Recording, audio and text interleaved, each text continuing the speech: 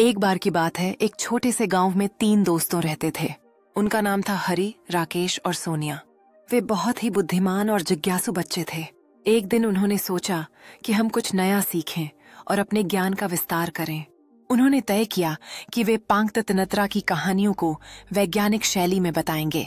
उनमें से हरी ने कहा, सुनो दोस्तों, हमें ऐसी कहानियां चुननी चाहिए जो हमारे विज्ञान से जुड़ी हों।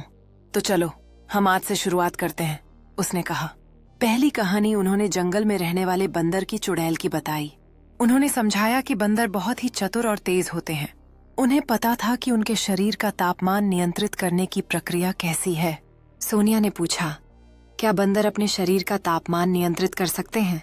हरी ने जवाब दिया, हाँ, वह अपने हाथ पैर हिलाकर या पानी पीकर अपना तापमान नियंत्रित करते हैं। यह बायोलॉजी की एक आसान सी प्रक्रिया है। राकेश ने कहा, तो इसका मतलब है कि उनके शरीर में तापमान नियंत्रित करने के लिए विशेष उपकरण जैसे नहीं होते, यह केवल उनके शरीर की प्रकृति है। सभी बच्चे बहुत हर्षित हुए और उन्होंने तय किया कि वे अगले दिन नई कहानी बताएंगे। अगले दिन उन्होंने पहाड़ी पर बसे एक गांव की कहानी सुनाई।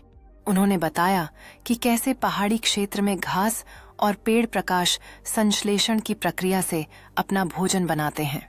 उन्होंने समझाया कि प्रकाश संश्लेषण में सूर्य का प्रकाश, जल और कार्बन डाइऑक्साइड की भूमिका कितनी महत्वपूर्ण है। सोनिया ने पूछा, क्या पेड़ अपने भोजन खुद बना सकते हैं?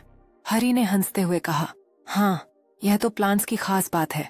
उसने आगे कहा, यह प्रक्रिया हमारे जीवन के लिए कितनी जरूरी है। राकेश ने कहा, तो हम भी अपने घर में छोटे छोटे पौधे लगाकर यह प्रक्रिया सीख सकते हैं। यह हमारी पृथ्वी को भी स्वस्थ बनाता है। सभी बच्चे वैज्ञानिक दृष्टिकोण से सोचने लगे।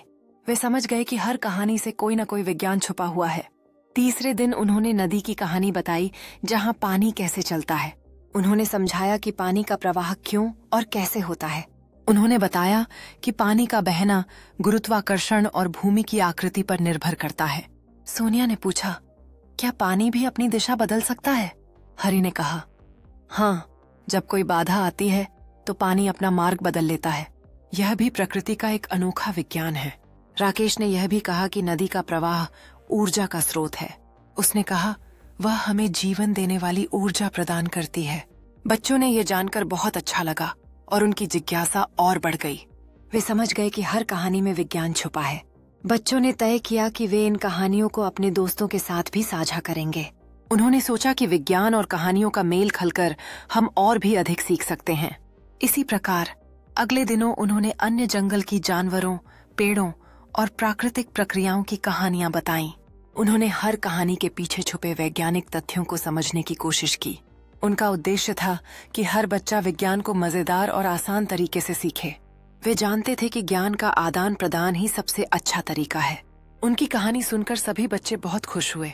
उन्होंने ठाना कि वे विज्ञान को अपने जीवन का हिस्सा बनाएंगे।